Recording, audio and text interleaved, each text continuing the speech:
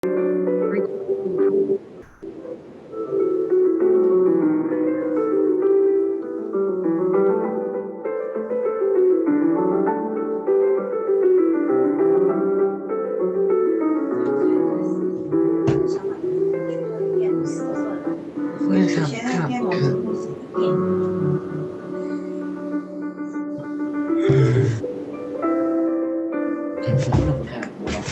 以别看韩剧，怎样？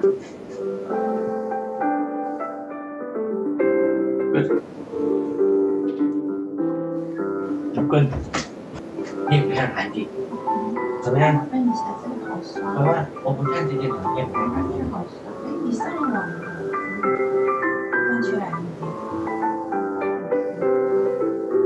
哇，按一下这个。我上课的时候。我 mute 了没有？没 mute。没有。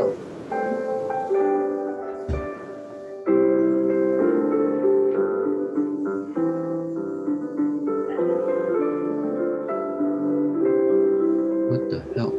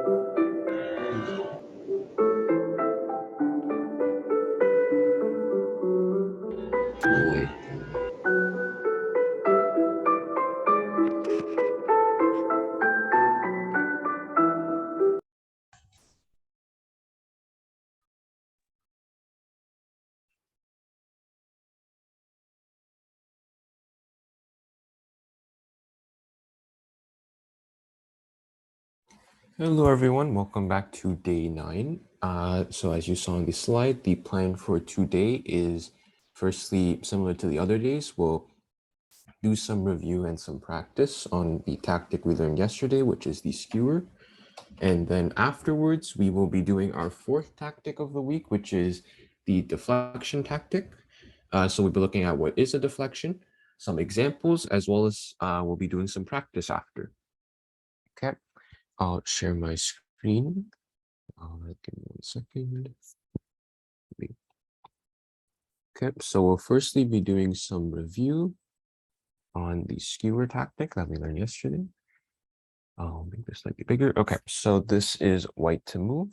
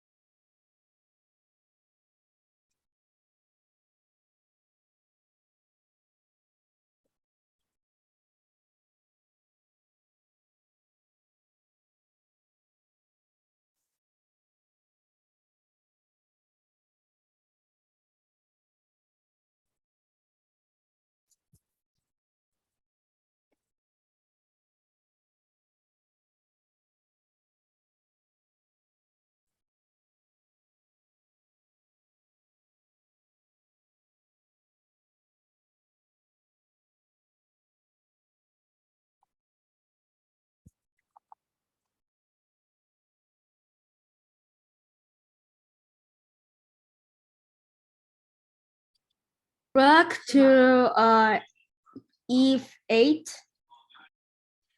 Great try. Rook e8 is a option, which is, so the idea for rook e8 is to try to skewer the king and the rook. However, there is the queen as well as the rook defending the e8 square, so that isn't the best move, but you are on the right track.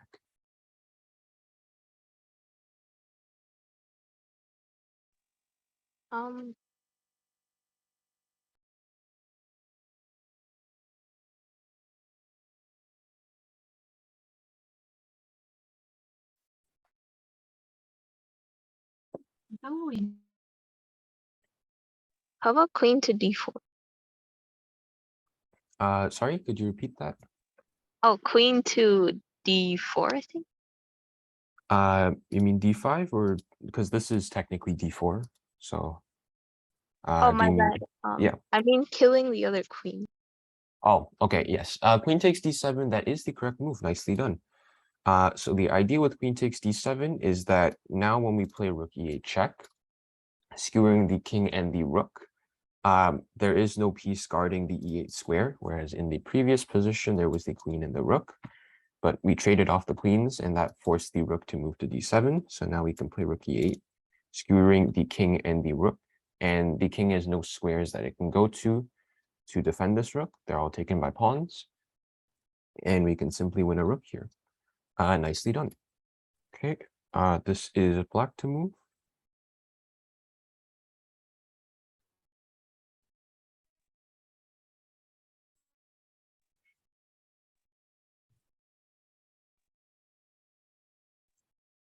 Rook to a2.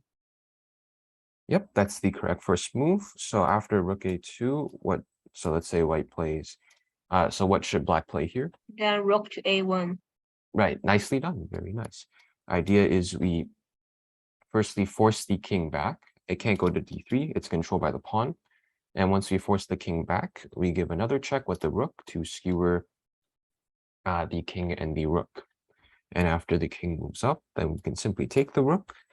And back here, if the king didn't go to d1, which is the farthest square away, even if it goes to f1 right beside the rook, there is still rook a1 check, because f2 is protected by the king and g2 is taken by the pawn.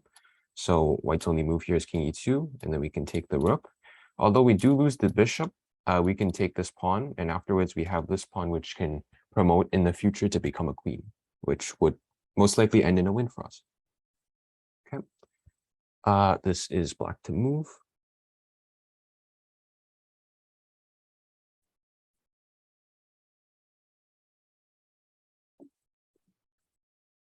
Rook to f3. Right, nicely done. Rook f3, the idea here is we skewer the king and the bishop. King can't go to d2 to cover to protect the bishop because that's taken by the rook. d4 is covered by the king. So after rook f3 check, the king is forced to go to e2, and then we pick up a free bishop, and this should be winning for black. Okay, a couple more. White to move here. Keep in mind, white is in check currently.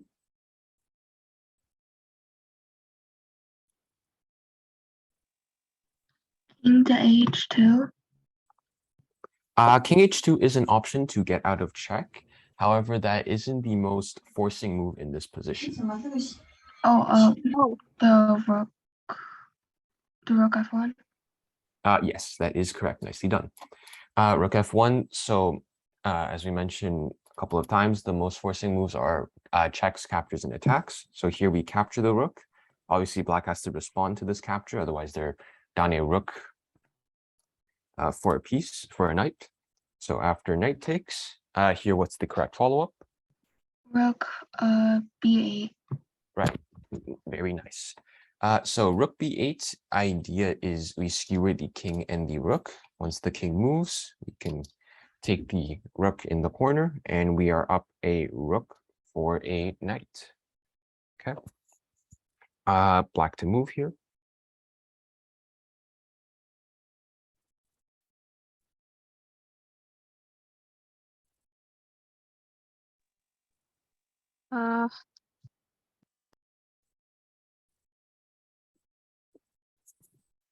Rook c6.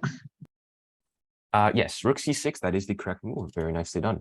So the idea here is that this c6 pawn, although it looks like it's defended by the queen and the rook, this is actually more of an illusion because this queen is actually pinned to the king, so it actually can't move at all. So after rook takes on c6 and queen takes on b6, what's the correct follow-up for black? Queen. Oh, sorry. Take the queen. Taking the queen, that is an option. However, there is a better move in this position that would give black a winning position. Take the rook. Take Right. the rook. Right, that is correct. Rook takes rook. The reason why this is better is because this is actually with check. And since this pawn can also take the queen, we can sort of leave this capture for the next move because obviously attacking the king is of higher priority. And this queen, it has no way to come back to protect the king or capture this rook for that matter. So once this check is given, and let's say the king goes to c1, for example, king to f1, sorry, then we can play a takes b6, and we are up a rook. Which is why we have to look at sort of the priority scale. Obviously, attacking the king is more important because checkmate's how you win the game. So rook takes on c2 here is better because we attack the king, and then afterwards we can get back the queen. And the suggestion with taking back the queen immediately, obviously we can't take with the pawn because then we would lose the rook like this. So we have to take with the rook. Once we take it with the rook, our opponent does have this move rook c7 check, which is actually a fork. They can pick up the a7 pawn, and we have to keep in mind white has 4 pawns compared to black's 2 pawns. So that means that white technically has like 4 chances to get new queens in a sense, whereas black only has 2. And this pawn is something we call a pass pawn, which means there's no pawn stopping it, so it can basically promote to a queen easier. Okay, we'll do one more. This is black to move.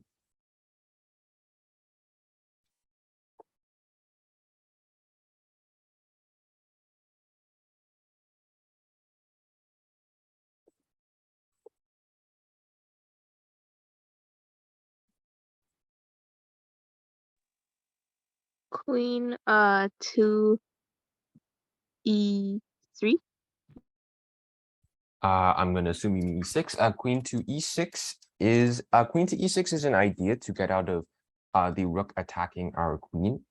However, the thing is here, there No, are wait, I said e3, sorry. Oh, queen to e3, so we're taking this pawn. There is f captures on e3, which would end up losing a queen. So, and even though we can take this queen, there is bishop captures on c2, and then we'll see that after all that happened, we are down a rook for a pawn because we did capture this pawn, but we did lose a rook while capturing the queen. So that unfortunately isn't the best move, but that's a great try. Wait, what Queen- about the? Sorry. Yep, go ahead. What about the knight to b1? No, wait, sorry, c1. Knight to c1, that is an interesting option.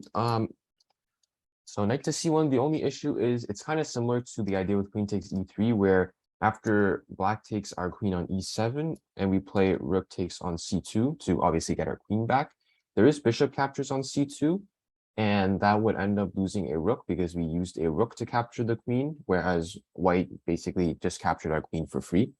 And also this knight on c1 could get trapped by the bishop. The queen captures the rook. Queen takes rook. I believe that would be the second best move. It's a great try. So we notice that this rook is actually undefended, so we could take it. However, the thing with taking the rook is that white can take the knight on b3. And although it's a rook for a knight, which is the more beneficial for us, there is a way to win a full rook in this position.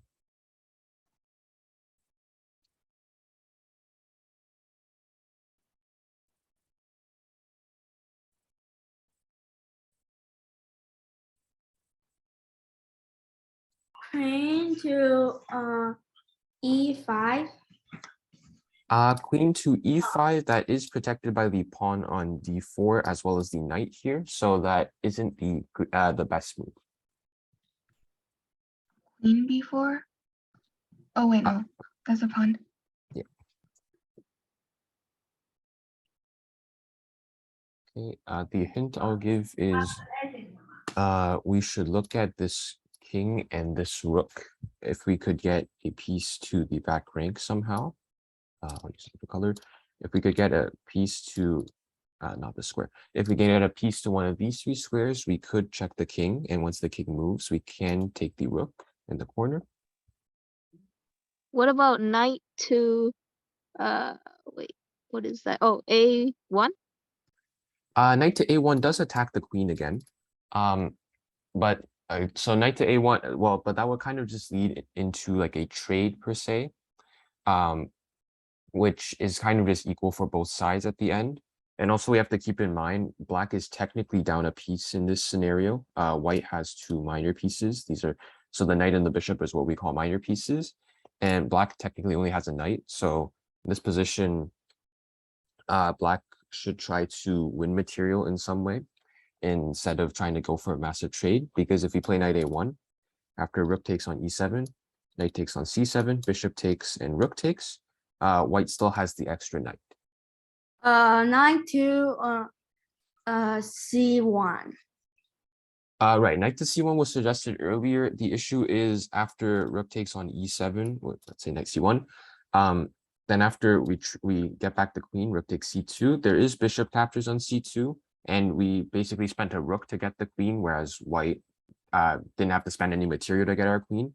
And also this knight on C1 could get trapped.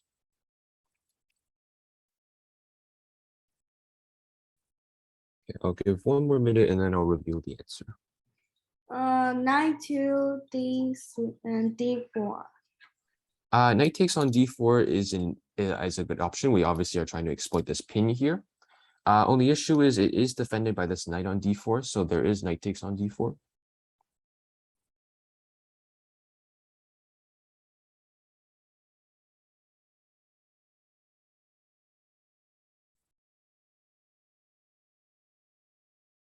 Rook takes C2. Right, nicely done. Rook take. So this was rather a tricky puzzle. So very nicely done. Congrats. Rook takes C2 is the correct move. Oh wait, am I okay? Sorry, never mind. Then I guess I'm wrong as well. Okay, so the idea that I had in mind with rook takes on C2 was that after rook takes E7, there's rook C1 check to pick up the rook in the corner. And that should be, then we should have, in a sense, like an extra knight per se, or a rook for a bishop technically. So I guess rook takes C2 is incorrect. Maybe it was because the bishop can just take the rook back. Bishop on D3 can take the rook. Right. Oh, right. That is true. Yeah, I guess I overlooked that as well. Well, What let's see. about sorry, what about queen to A4? No, H4, my bad. Queen to H4, that square is protected by the knight. So there is knight takes on H4. Oh, yeah. Into C5.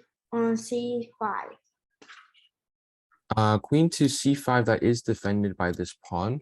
Okay, I think the correct solution, I think someone might have said this earlier. If you have, I apologize. I forgot that there is the move bishop takes C2 as was suggested. I'll quickly reveal it for the sake of time. I think queen takes D7 is the correct move. I apologize for that. If you suggested it, I apologize. I didn't pick it up, but queen takes D7 is the correct move. The idea is basically we try to get to C1 to skewer the king and the rook. If the queen moves somewhere else, then this knight is technically also supporting C1, so we can't get the rook to C1. And if queen takes on B3, then there is rook to C1 check, skewering the king and the rook. The queen can't block because we simply take, and so we win the rook. So, once again, my bad on that. I didn't notice that there is bishop takes C2. Okay, so we'll move on to the next tactic then on that note. So our next tactic for the week is the deflection tactic. So the deflection tactic is a tactic where we cause a piece to move away from a certain square or kind of pull a piece to a bad square. so that we can gain some form of, in this case, like a material advantage, for example. So a deflection tactic is usually a 2-move combination where we firstly move a piece to a bad square, and then we take advantage of the fact that that piece is on a bad square. And deflection tactics, often they're done against the king, although it can also be done against other pieces. So for example, in this situation, it's a deflection tactic against the king. The idea here is we play bishop takes f7. So this is a deflection because in a sense, we deflect the king away from the protection of the queen. And after king takes on f7, then there is queen takes on d8. So we win a queen for the price of a bishop. And there's no way to protect this queen. d7, as you see, is covered by the queen. So pretty much the only move for the king is king takes on f7, and that undefends the queen. And then queen takes on d8. We obviously win a queen for a bishop. So that's sort of how a deflection tactic works. The next one we have, this is kind of like an opening trap. So here, this king, similar to the previous example, is protecting the queen right now. So we're slowly going to deflect it away pretty much from the defense of this queen. So we play knight takes on f7 first. So firstly, we're forking the rook and the queen in this position. So obviously, if some random move is played, let's say we protect the queen to d5, for example, that we can pick up the rook in the corner. And we're up a rook. So here, the king should take to avoid losing material. And then here we play bishop to g6 check. The idea here is that, so obviously the bishop's attacking the king, so we have to deal with that threat first. And the knight takes on f7 move, it lured the king away from defending the queen.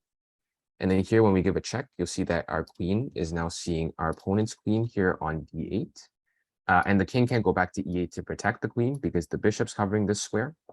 So the best block can do is play king takes on g6 to get another piece. And then we can play queen takes on d8, and we have won a queen for the price of 2 pieces, which is still beneficial for white. Okay. This is another example of a deflection tactic. Pretty much the idea here is we play queen f6. So we deflect the queen from the defense of the back rank. So in this position, the queen has a very important role to defend the back rank because this bishop's already on h6, covering g7, and this rook on this open file, on the open e file, can go to e8 to give checkmate. So for example, let's play some random moves. Let's say this queen is over here. Then this would be checkmate because the bishop covers g7 and all 3 squares on the back rank are covered by the rook. So the queen currently has a very important job. So we play the move queen f6 to deflect the queen away from defending the back rank. And queen f6, the other purpose of this move is obviously threatening checkmate. So checkmate in 1 has to be dealt with right now. So there's a couple of different variations here. Let's say rook takes on h6. Well, then this queen is also still undefended at the moment. So we can play queen takes on f8, and we're up and we won a queen pretty much. And let's say queen takes on f6 to get rid of the queen, so there is no checkmate in 1. However, there is rook e8 check, similar to when the queen went to h4 in the scenario I mentioned earlier. And this would be checkmate. Bishop here is covering g7. Rook is covering the back rank, so this would be checkmate. And then if we want to cover this checkmate by moving the queen, the only square is f8 technically to protect g7. But here we can just simply take the queen after king takes. We have queen h8 check, and this is actually queen h8 checkmate, technically. g7 is covered by the queen. The back rank is covered by the queen as well, and e7 is covered by the rook on e1. So those are 3 examples of deflections. These are some more examples. So these are a bit more complex. So in this scenario, we have the move knight takes on d4. The idea is we deflect this knight away from protecting this rook when the knight is on f3. And knight takes on d4 is the best move. Let's say we play king to f1 to defend this rook. Then here we can play knight takes on f3. We can still remove the knight. And if you play queen takes on f4, there is rook takes on e1, which is checkmate. This knight on f3 does defend the rook on e1, and the king has no squares to go to. And if you take back the knight, then obviously we can take the free queen on b4.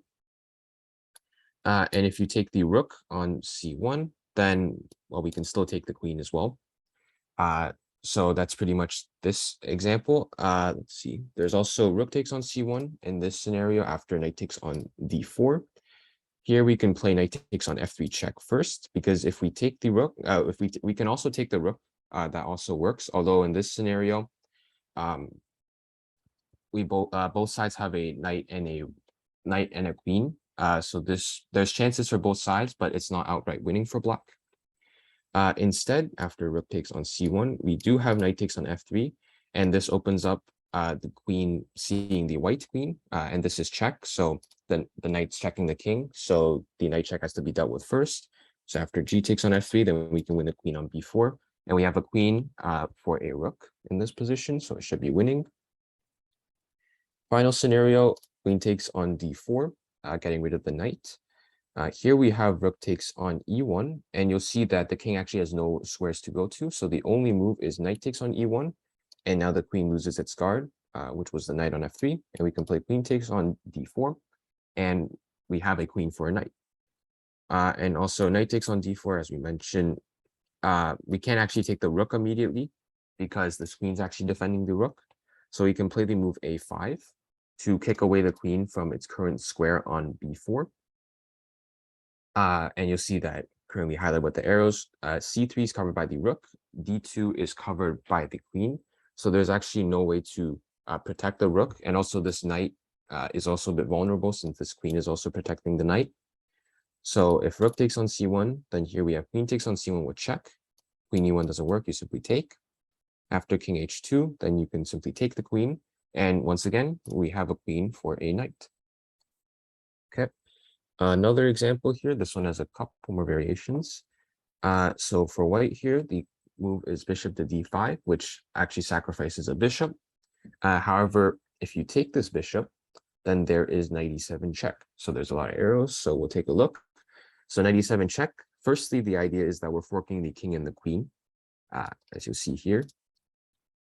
You can't play rook takes on c7 because then the queen loses its guard, which was the e8 rook. So if rook takes e7, then there is queen takes on c8. And then in a lot of variations, knight e7 also reveals the line of sight of the bishop on e5 to the g7 bishop, as well as the queen on g4 to the g7 bishop. So in some variations, this could also lead to checkmate. Like let's say here, you run your king away, king h8, then queen takes on g7 is checkmate. And the best move in this case is actually, rook takes on e7 to protect mate. And after queen takes on c8, we could also win this knight after. So this is very good for white. And if bishop to d5, let's say a move like king h7 is played to get out of the check, and we don't take the bishop. So there's two rooks guarding the queen on c8. Then here we have the stunning move knight f8 check. The idea here is we open up the queen's sight on this bishop, teaming up with this bishop on e5 to try to give checkmate. For example, rook takes on f8, queen takes g7's mate. And in a lot of other variations, it leads to checkmate really, really soon. Let's see what other variations. So, and here king h7 is the only move with the king. If you block with the rook or the queen, then we can simply take. Keep in mind this queen is also protecting e6. And those are pretty much all the variations. This is the best that pretty much black can do. And here the idea is we're going to give checkmate soon. This knight is pretty much useless for white because it's not going anywhere anyways. So this would be checkmate in a couple of moves. Okay, the last example we have, there's quite a few variations. We might not go through all of them, but we'll go through the main ones. So the first move here is rook a2. This deflects the queen away from guarding the f4 square, the f4 pawn, because if queen takes on a2, we can play queen takes on f4, and this is actually checkmate. The king's escape squares are all controlled by the queen, and the king is boxed in by its own two pawns. So if we want to protect this f4 pawn, because we don't want to get checkmated, let's say we go to queen to e3, for example, then here we can play g takes on f4. The idea here is we're forking the king and the queen. So if the king moves, then we can simply take the queen. And if you take back, then here we do another deflection, which is the move rook takes on g2. The idea here is that since the king's the only protector of the queen, if you play king takes on g2, then we can play queen takes on f4, and we have a queen for a rook, and also an extra pawn. If you continue to defend your queen, king to f3, king to g4 is impossible. That square is protected by the rook. If king to f3, then we can play rook to f2 check. And now if you go back to g3, then this rook is also attacking the queen. So you can play queen takes on f4, which is checkmate. So now you have to take the rook. If you don't, as you saw, you're going to get checkmated. And here, once again, we're up a queen for a rook, and we have 4 pawns, while white only has 3 pawns. So this is easily winning. Okay. Let's say, okay, so e3 we can't go to. Let's say queen to c1. Similar situation, we play g takes on f4. Although now it's not a fork, it's still equally deadly. If you play queen takes on f4, same scenario with the rook takes on g2 idea. And let's say you go king to f3. Then here we have the move e5. e5 is, the idea with it is really deep. Basically, the idea is we open up the queen's ability to go to the g6 square. And then from g6, we can maybe go queen to g3 to give checkmate. So let's say random moves are played. So queen to g3 is checkmate. Rook cuts off the second rank. Queen cuts off the third. And this pawn on d4 covers the e4 square. Sorry, the pawn on d5 covers the e4 square. So that's the idea with the move e5. And then if you take, then we still play queen g6 because the same idea still remains. And then this would be checkmate, for example. And if you play king takes on f4, then it will be checkmate really soon. So after g takes on f4, let's say you go king to h2 to run away. Then here we play f3 check. This is a discovered check. This queen on d6 is discovering the king after this pawn moves. And say king to g1, then we can play rook takes g2 check. And then if you go to the corner, then there is queen h2 checkmate. King f1, then you can play this very nice, then rook g1 check. Basically, we're skewering now. We're combining lots of tactics, skewering the king and the queen. If you take this rook, then there's queen g3 check. And this would be checkmate in a couple of moves. So those are like the main variations after the move rook a2. There are other moves. For example, we'll cover another one, rook b2. We can simply take this rook because we're continuing to deflect the queen away from protecting f4. If queen takes, then we can simply take here, checkmate again. And the final variation we have is the move rook to b6, counterattacking the queen. Here we can take the pawn first with check. If you take with the queen, then there is the rook takes g2 idea. If you go king h2, for example, then we can take the queen, and basically we have 1, 2, 3, 4, 5 to blacks to whites 1, 2, 3, 4. So this is better for black. Also considering there is the move f3 here to win another pawn because this pawn is pinned. Keep in mind to the king, so we should be able to win the pawn soon. If you go king f3, then we can still take. And then we still have 5 pawns to 4. So those are the main variations. There's a couple of smaller ones which lead to pretty much losing material. So that's the general idea for deflection, for the deflection tactic. So now we will split into breakout rooms to practice this idea, since the deflection tactic is a relatively, we'll say like a relatively more advanced tactic. Okay. So I'll assign you guys to breakout rooms now.